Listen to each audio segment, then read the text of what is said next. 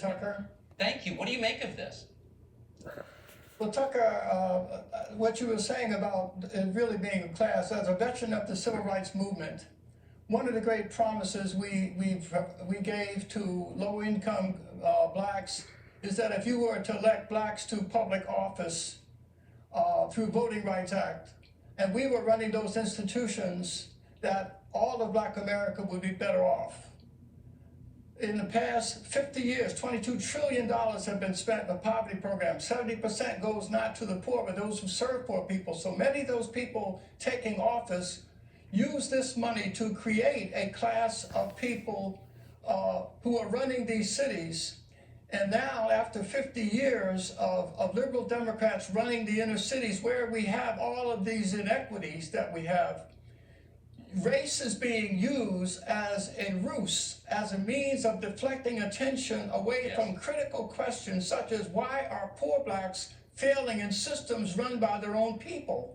If race was an issue, even the criminal justice system. And if we continue to look at life through a racial prism, when evil wears a black face, it will escape detection and therefore correction. But how damaging is it to our society for leaders to effectively incite racial division and hatred in order to cover their own failures? That seems like a very reckless thing to do.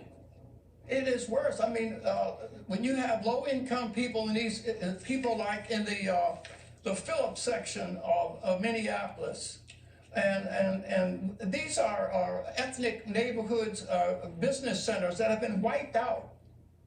People cannot get to the stores now, and they're crying out, and they're saying when everyone goes home and the cameras are gone and the civil rights Grace Reevens celebrities, you know, have done what they have done, low-income people are the ones who are suffering and already, and they will continue to suffer. And that's why we must confront this and not allow race. We must deracialize race, and we must desegregate poverty. And that's what the Woodson Center is committed to do, working with the least of God's children to give them an opportunity to create solutions from the bottom up. But it is not race.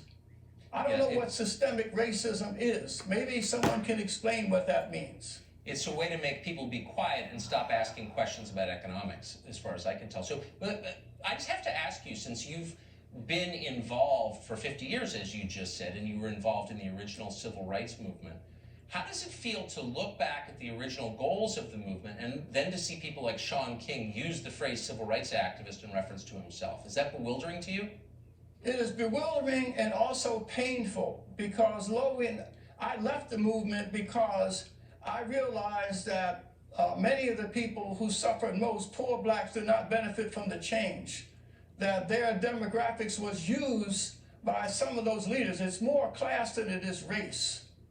And so they used it, and now race is being used to deflect attentions away from the failures of people running those institutions. The question is, why are black kids failing in school systems run by their own people? When Eric Holder was a U.S. attorney in Washington, D.C., a lot of young people were shot by the police, but they were black police shooting black kids, and not one was prosecuted. But there was no public outcry, because as long as illegality or evil wears a black face, then it escapes detection. And that's what's wrong with looking through life through the prism of race. Right. It doesn't make anybody better.